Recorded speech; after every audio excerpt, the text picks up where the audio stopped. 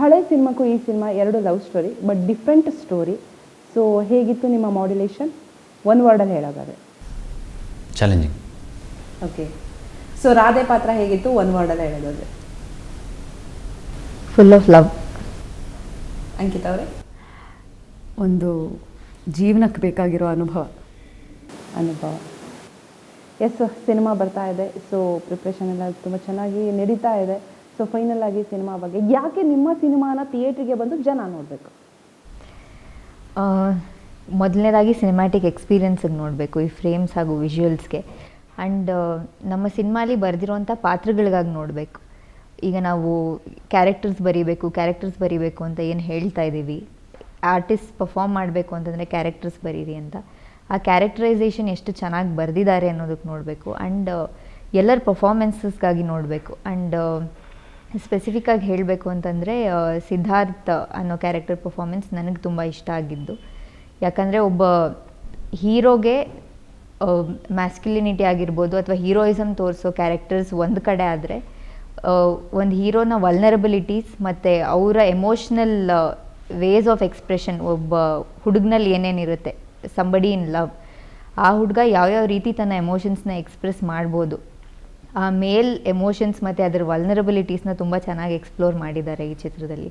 And ಅದನ್ನು ತುಂಬ ಚೆನ್ನಾಗಿ ನಿಭಾಯಿಸಿದ್ದಾರೆ ಕೂಡ ವಿಹಾನ್ ಅವರು. ಸಾಕಷ್ಟು ಜನ ಈ ಥರ ಹೀರೋಯಿಕ್ ಆಗಿರೋ ಕ್ಯಾರೆಕ್ಟರ್ಸ್ ಮಾಡ್ತಾರೆ, ಬಟ್ ಸಾಫ್ಟ್ ಕ್ಯಾರೆಕ್ಟರ್ಸ್ ಇರ್ಬೋದು ಅಥವಾ ವಲ್ನರಬಲ್ ಮತ್ತು ಸಟಲ್ ಕ್ಯಾರೆಕ್ಟರ್ಸ್ ಮಾಡೋರು ಕಮ್ಮಿ. ಸೊ ಆ ಒಂದು ಡಿವಿಷನಲ್ಲಿ ಐ ಥಿಂಕ್ ಇವ್ರ ಪಾತ್ರ ಹಾಗೆ ಇವರ ಪರ್ಫಾರ್ಮೆನ್ಸ್ ಸಾಕಷ್ಟು ಸ್ಟೀರಿಯೋ ಟೈಪ್ಸ್ನ ಬ್ರೇಕ್ ಮಾಡುತ್ತೆ ಈ ಚಿತ್ರದ ಮೂಲಕ. ಸೊ ಅದು ರಕ್ಷಿತ್ ಅವ್ರು ಹೇಳಿದ್ದು ಆ್ಯಕ್ಚುಲಿ. ಈಗ ನೆನಪಾಯ್ತಾ? ಹಾಂ, ಸದ್ಯ ನಿದ್ದೆ ಅಲ್ಲಲ್ಲ, ನೀವಾಗಲೇ ಕೇಳಿದ್ರಲ್ಲ, ಸೊ ಇವಾಗ ಹೇಳ್ಬೇಕಾಗಿನಪ್ಪ ಅಂತ ರಕ್ಷಿತ್ ಅವ್ರು ಕೇಳಿದ್ದು ಅದೇನೆ. ಇವರಿಬ್ಬರು ಕ್ಯಾರೆಕ್ಟರ್ನ, ಅನಾಹಿತನ ರಾಧೆನ ಲಿಫ್ಟ್ ಮಾಡಬೇಕಂತಂದರೆ, ಆ ಮಟ್ಟಕ್ಕೆ ತೊಗೊಂಡೋಗ್ಬೇಕಂತಂದರೆ ಹೀರೋ ಆಗಿ ಪ್ರೊಟಾಗನಿಸ್ಟ್ ಆಗಿ ಇಟ್ಸ್ ವೆರಿ ವೆರಿ ಇಂಪಾರ್ಟೆಂಟ್ ನನಗೆ ಕಣ್ಣಲ್ಲೇ ಪರ್ಫಾರ್ಮ್ ಮಾಡೋದು. ಜೊತೆಗೆ ಇದು ಹೀರೋಯಿಕ್ ಥರ ಮಾಡೋಕ್ಕಾಗಲ್ಲ ನಿಮಗೆ.